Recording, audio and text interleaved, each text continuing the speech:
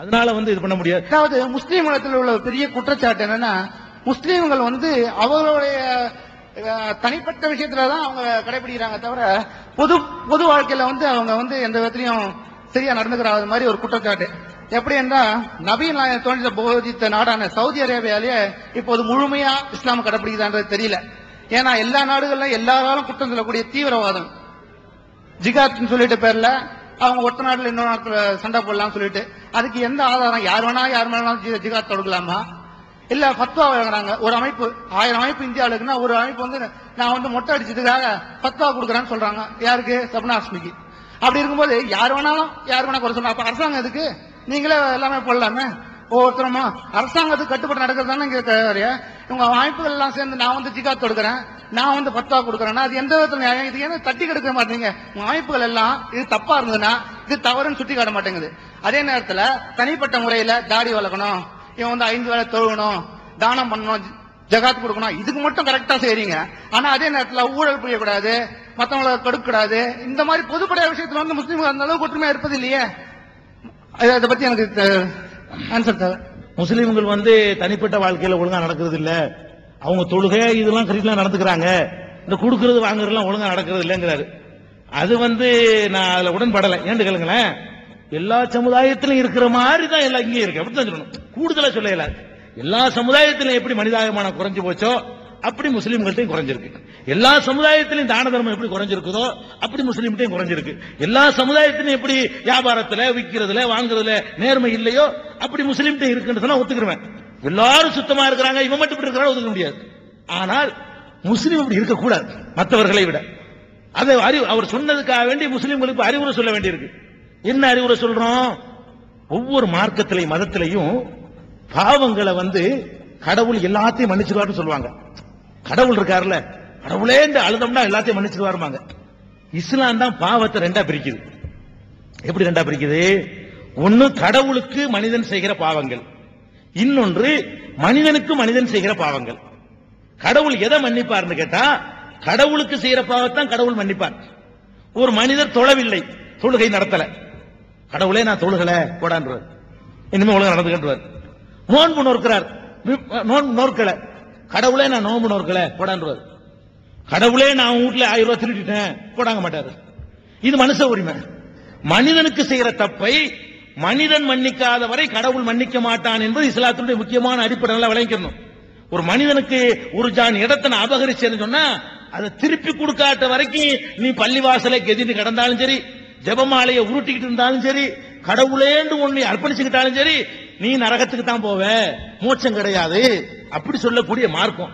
நபிகள் நாயகம் சொல்றாங்க, மறுமை நாள் நாங்க ஒண்ணு நம்பணும். மறுமை நாள் சொன்னா மறுபிறவி இல்ல. எல்லா உலகம் அழிஞ்ச பிறகு எல்லா மனிதர்களையும் கடவுள் திரும்ப உயிர்ப்பிப்பார்.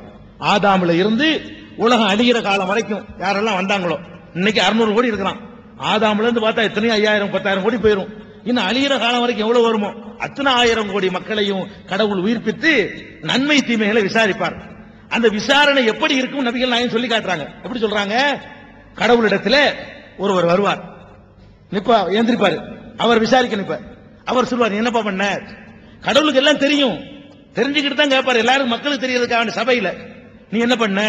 நான் எப்ப பார்த்தாலும் தொழுதுகிட்டு இருந்தேன், எப்ப பார்த்தாலும் நோன்பு வச்சுக்கிட்டு இருந்தேன், எப்ப பார்த்தாலும் ஜெபம் பண்ணிக்கிட்டே இருந்தேன், எப்ப பார்த்தாலும் குர்ஆனை படிச்சுக்கிட்டே இருந்தேன் அப்படிம்பாரு. அப்படியா? சரி. அப்புறம் ஒருத்தர் எந்திரிப்பாரு, கடவுளே இவன் எனக்கு 100 ரூபாய் ஏமாத்தி விட்டான். யாரு? இவரை. எவர் எப்ப பார்த்தாலும் தொழுதுகிட்டு இருந்தாரோ அவரை பத்தி ஒரு தெரிஞ்சு கம்ப்ளைண்ட் பண்ணுவார். கடவுளே இவன் எனக்கு 100 ரூபாய் ஏமாத்தி விட்டான், இவன் எனக்கு மோசடி பண்ணிட்டான், இவன் எனக்கு துரோகம் பண்ணிட்டான், என் வீட்டு சொத்தை அபகரிச்சுக்கிட்டான் பார், என்னை திட்டான், புறம் பேசிட்டான், அவதூறு சொல்லிட்டான், அவமானப்படுத்தி விட்டான், எல்லாம் மனித உரிமைகள். கடவுள் என்ன சொல்வாரு? அண்ணா செஞ்சல, நீ 1 மாசம் தொழுதையில அந்த நன்மை அவன்கிட்ட கொடுப்பார். நீ 2 மாசம் நோன்பு வச்சீல அதை இவன்கிட்ட கொடு. நீ 1 வருஷம் குர்ஆன் ஓதினில அதை அவன்கிட்ட கொடு. ஒன்னொருக்கு நன்மை இருக்கும்ல, அந்த மார்க், இந்த 50 மார்க் அவன்கிட்ட கொடு, 25 மார்க் இவன்கிட்ட கொடு, எல்லாம் போயிரும். எல்லா நன்மையும் ஒரு தொழுது நோன்பு ஒண்ணும் இல்லாம நிப்பாராம். அப்புறம் 10 பேர் எந்திரிப்பானா, கடவுளை எனக்கு ஒண்ணு இருக்க, கடவுளை எல்லாத்தையும் கொடுத்து முடிச்சுட்ட, இன்னும் எனக்கு தர வேண்டி இருக்க, எனக்கு 100 ரூபாய் தரணுமே. அப்படியா? இவன்ட்ட ஒரு நன்மையும் இல்ல, சரி பரவாயில்ல, இவன் செஞ்ச தீமையை தூக்கி வந்து வை, இவன் செஞ்சாலும் 100 ரூபாய் அளவுக்கு ஒரு தீமை எடுத்து இவன் தலையில வைப்பார். அப்ப நன்மைகளா செஞ்சுட்டு போனவன் அடுத்தவன் செஞ்ச தீமைகளையும் சுமக்கக்கூடிய நிலைமை உண்டாகும். அதனால மனித உரிமைகளுக்கு கடவுளை பலிகடா வாக்காதீங்க. இதுதான் ஆன்மீகத்தில் வர்ற கோளாறு. கடவுள் எல்லாம் இரும்ப தின்னுட்டு சுக்கு குடிக்கிற மாதிரி என்ன வேணாலும் செய்ய வேண்டியது, சுக்கு குடிச்சா சரிச்சு போயிரும் நினைக்கிறது. அது இஸ்லாம் ஒத்துக்கிறாரு. கொள்ளையடிக்க வேண்டியது, கடவுளுக்கு உண்டியல்ல 100 ரூபாய் போட்ட வேண்டியது, கொள்ளையடிச்சு சரியா போயிரும். இது இஸ்லாம் ஒத்துக்கிறாரு. கொள்ளையடிச்சா திருப்பி கொடுக்கணும் வாங்கினவன்ட்ட. அது இல்லாம நீ தொழுதாலும் 7 ஹஜ்ஜுக்கு போனாலும் உனக்கு மோட்சம் கிடையாது. அப்படிப்பட்ட மார்க்கத்தில் வர முஸ்லீம்களே குற்றம் சுமத்திட்டார் சரவணகுமார் தாம்பரத்தில் வந்து. என்ன செய்ய போறீங்க? வாழ்க்கையை மாத்துங்க. உங்களை பார்த்து தான் இந்த மக்கள் இஸ்லாத்தை படிக்கணும். குர்ஆனை படிக்க உங்களுக்கு வாய்ப்பு இல்ல, நபிகள் நாயகத்தின் வரலாறு படிக்க வாய்ப்பு இல்ல. உங்களுடைய செயல்களை வச்சு தான் இஸ்லாத்தை படிக்க போறாங்க. உங்கள்கிட்ட நேர்மை, நபிகள் நாயகம் காலத்தில் இருந்த அந்த மாதிரியான நேர்மை, அந்த மாதிரியான ஒழுக்கம், அந்த மாதிரியான பண்பாடு, அந்த மாதிரியான மனித நேயம் பண்புகள் எல்லாம் உங்கள்கிட்ட நிலை பெறணும். அடுத்து போற போக்குல ஒரு பெருசா ஒரு குற்றச்சாட்டுன்னு சொல்லிட்டு போயிட்டாரு. நீங்க ஜிஹாதுன்னு சொல்லி பத்வா கொடுக்குறீங்க, வெட்டுறீங்க, குத்துறீங்க, இதெல்லாம் சரியில்லைன்றாரு. இதெல்லாம் வந்து ஜிஹாதுன்னா என்னன்னு வழங்காத சில பைத்தியக்காரங்க செய்யறத வச்சு கேட்கிறாரு. இஸ்லாம் அப்படி சொல்லுது. ஜிஹாதுன்னா என்ன? ஜிஹாதுன்னா அறப்போருக்கு பேர் ஜிஹாத்.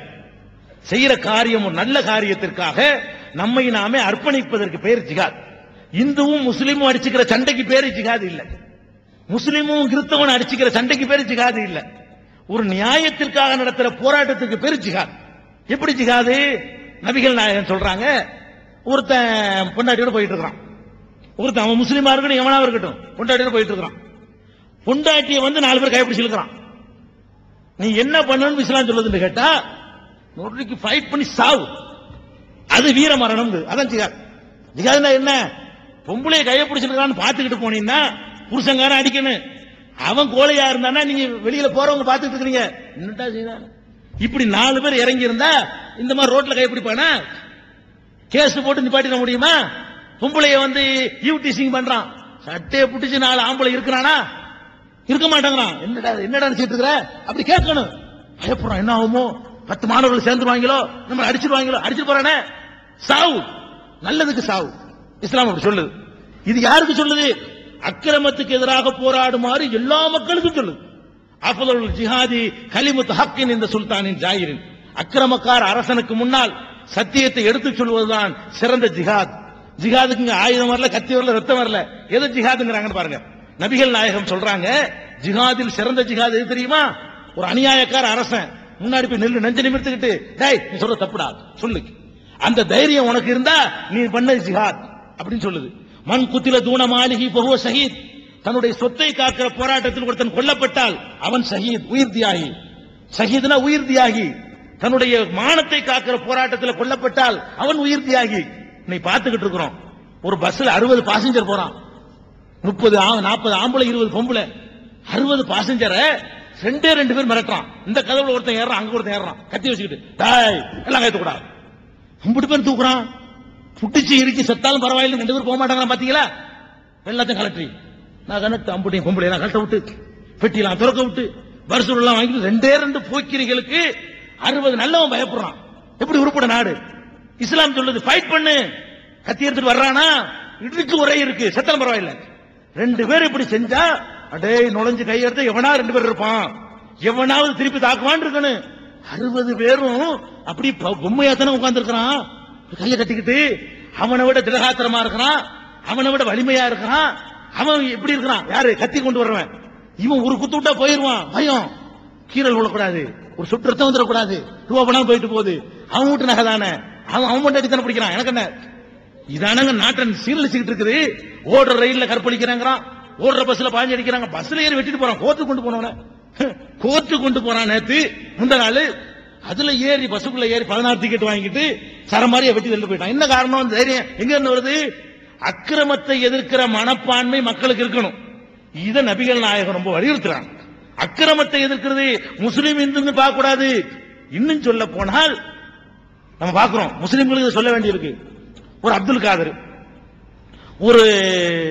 ஒரு பெண்ணு, இந்து பெண்ணு குளிச்சுட்டு இருப்பா. இவன் போய் சேட்டை பண்ணுவான். அப்துல் காதர் உதாரணத்துக்கு சொன்னேன், சேட்டை பண்ணுவான்.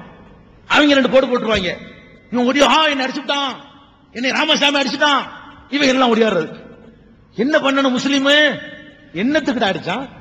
இந்த மாதிரி பொம்பளையை சேர்த்து நம்மளும் இருக்கணும் வேண்டா. இதுதான் உனக்கு இஸ்லாம் சொல்லி தந்துச்சா? ஒரு பொம்பளையை போய் நீ சேட்டை பண்ணுவேன், அதுக்கு உன்னை அடிப்பான், அதுக்கு நாங்க 10 தலை கொடுக்கணுமா? நம்ம 2 மிதி மிதிச்சோம்னு சொன்னா அது ஒழுங்கா இருக்கும். அப்ப இஸ்லாத்துல எப்படி பார்க்க சொல்லுது? காரியத்தை பார்க்க சொல்லுது. ஓன்னு பார்க்காத. எவன் இன உணர்வுக்காக போராடுகிறானோ அவன் செல்லுமிடம் நரகம். நியாயத்திற்கு போராட சொல்லக்கூடிய மார்க்கம் அதான் ஜிகாத். சில பேர் விவரம் தெரியாம ஏதாவது ஒண்ணு கிடக்க ஒண்ணு அர்த்தம் செஞ்சுக்கிட்டான்னு சொன்னா அதுக்கு இஸ்லாம் பொறுப்பு இல்ல. வெடிகுண்டு வைக்கிறது, அப்பாவிகளை கொள்றது அனுமதிக்கிறதா இஸ்லாம்? எந்த ஆயத்து எந்த குர்ஆன்ல இருக்கிறது? இருக்குது. அவர்களை வெட்டுங்கள் கொள்ளுங்கள் இருக்குது. எது எங்க இருக்குது? போர்க்களத்தை பத்தி சொல்லும் போது இருக்குது. போர்க்களத்துல போய் மாலை போட்டு வரவேறுங்கடா சொல்லுவாங்க. இந்தியாவுக்கும் பாகிஸ்தானுக்கும் சண்டை, அவர்களை வெட்டுங்கள் கருவருங்கள் தான் ஒரு தளபதி சொல்லுவாரா? அவர்கள் வந்தார்களே ஆனால் இந்த கண்ணத்தை காட்டி அந்த கண்ணத்தையும் காட்டுங்கன்னு சொல்ல முடியுமா? போர்க்களத்தில் உள்ள ஆட்சி தலைவருக்கு இஸ்லாம் விடக்கூடிய கட்டளை என்ன? ஆட்சி தலைவர் போர்ல கலந்துக்கிட்டீங்கன்னா தலையை சீவு அப்படிதான் சொல்லணும். போர் நேரத்தில் போர்க்களத்தில் இதை செய்யாட்டி ஒருத்தன் எப்படி ஆட்சி தலைவனா இருப்பான்? அவன் எப்படி மக்களை காப்பாற்றுவான்? வாஜ்பாயிட்ட போய் வர்றான், பாகிஸ்தான்காரன் வர்றான், வந்துட்டு போறாங்க பாவம், நம்ம உருப்பிடுமாண்ட அப்படி சொல்ல முடியுமா? அட்ரா வாழ அப்படிதான் இருக்கணும். அப்ப அந்த மாதிரியான உணர்வை போர்க்களத்துக்குன்னு சொல்லக்கூடிய குர்ஆன் வசனத்தை என்ன சொல்லுன்னு விளங்காம சில கிறுக்கைங்க, எங்கெல்லாம் உள்ள கிறுக்கைங்க தான் எடுத்துக்கிட்டு வெட்டுங்கள் இருக்குது. அவர்களை எவர்களை? அவர்கள் தான் முன்னாடி யாரையும் பத்தி பேசினா தான் அவர்கள் முன்னாடி பேசப்பட்டிருக்காரு. முந்தின வசனத்துல யார் உங்களோட சண்டைக்கு வந்தார்களோ, உங்களை ஊர் விட்டு விரட்டினார்களோ, உங்க பொருள்கள் அபகரித்துக் கொண்டார்களோ, திரும்பவும் உங்களோட சண்டைக்கு வந்தார்களோ, இவ்வளவு பண்ணிட்டு வந்துட்டாங்கன்னு சொன்னா அப்ப நீங்க ஓடாதீங்க. நீங்க ஒரு கவர்மெண்ட் வச்சிருக்கீங்க, உங்களுடைய பெண்டு பிள்ளைகளை காப்பாற்றணும், எதிர்த்து ஃபைட் பண்ணுங்க. இது கூட சொல்லக்கூடாதா? எந்த நாட்டில் இது சொல்லல, எந்த மார்க்கத்தில் சொல்லல, உலகம் பூரா உள்ளதுதான். இஸ்லாம் ரெண்டையும் கலந்து சொல்லும்போது ஆன்மீகமா மட்டும் பாத்துறாங்க, வேற ஒண்ணு இல்ல.